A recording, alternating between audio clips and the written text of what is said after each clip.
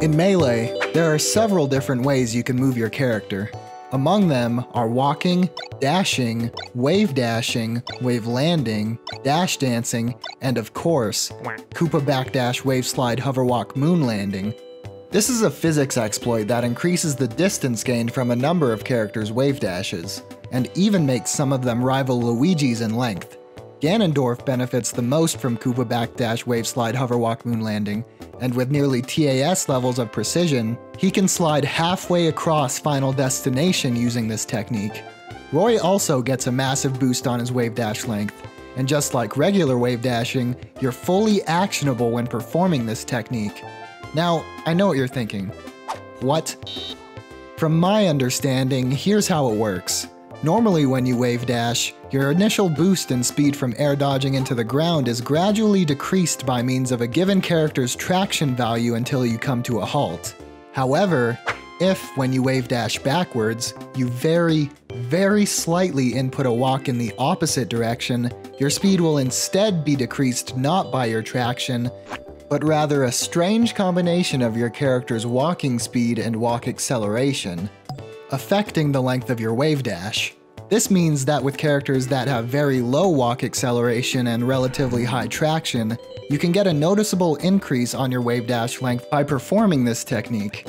On the flip side, this also means characters like Luigi and Ice Climbers who already have extremely low traction are actually hurt more than helped by this, as overriding their traction with walking speed makes them slow down more than just their traction would.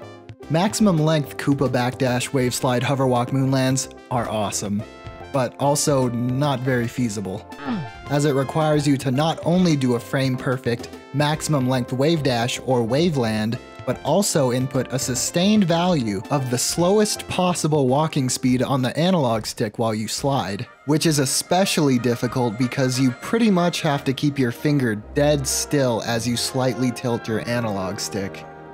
Luckily for Ganondorf and to a lesser extent Roy and Bowser, even suboptimal Koopa backdash wave slide hover walk moonlands provide a notable increase in distance, though you still probably wouldn't want to use it outside of styling on unassuming opponents due to its difficulty.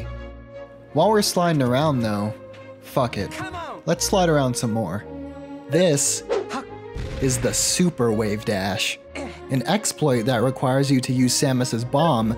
Then, while she's still in her morph ball, fully tilt your control stick in one direction on the 41st frame of the animation, then in the opposite direction on the 42nd, making sure you release the control stick by the 43rd frame to achieve its maximum distance. Why does this work? Well, normally while Samus is in her morph ball, you can fidget around with the control stick to drift left and right. How does this work, by the way? Just how? Never mind. For frames 9 through 41 of Samus's down B animation, you're able to fidget around and jerk extremely quickly in either direction by inputting opposite analog stick directions within a frame of each other. Normally this burst in speed is halted the frame after, but by doing this motion on the very last frame before Samus begins exiting her morph ball, frame 42, you'll trick the game into not stopping Samus's momentum, and Samus will go flying across the stage in a glorious, janky, completely actionable slide. Wow, good nice. stuff.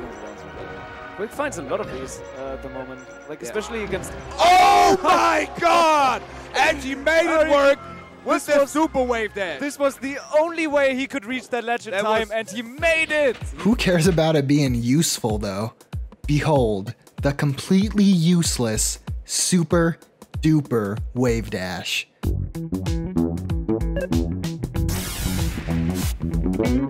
Completely inactionable, 6 frame perfect inputs, no practicality, but you slide really far. Farther than any tournament legal stage. In fact, the only stage in all of Vanilla Melee where you can go the Super Duper Wave Dash's full length without being interrupted by a wall or ledge, or just dying, is Yoshi's Island. Slowpoke gets you close too, but Jesus Christ, the distance you gain with this thing is ridiculous. The Super Duper Wavedash starts the same way the Super Wavedash does. The 2 frame-perfect opposite directional inputs and the frame-perfect release of the control stick. But on top of that are 3 new frame-perfect inputs, holding down on the 46th frame, shielding on the 47th frame, and grabbing on the 48th frame. Whoa. So, why does this work? I mean, I don't know. I couldn't find any information on the Super Duper Wavedash beyond how to perform it, unfortunately. Not even in the Sacred Melee manuscripts. And honestly, I can't even bullshit and give some theories of my own because I have no idea how crouching and shield grabbing would increase the distance of an already janky movement. Sorry. Want to get really small? All you have to do is inhale Yoshi as Kirby, then use Kirby's new neutral B on Yoshi and have Yoshi break out of the egg extremely quickly. Done correctly, Yoshi will be shrunken down a bit, and you can keep doing this over and over until Yoshi is barely visible. Mash out of the egg too slowly, however, and Yoshi will come out of it at his original size. Here's another fun thing you can do with these 2 characters. Go to a stage with a blast zone that you're able to walk into. Inhale Yoshi, then move him to the very edge of the blast zone. Finally, use Kirby's copied neutral B on Yoshi. Do this correctly and Yoshi will die off the side.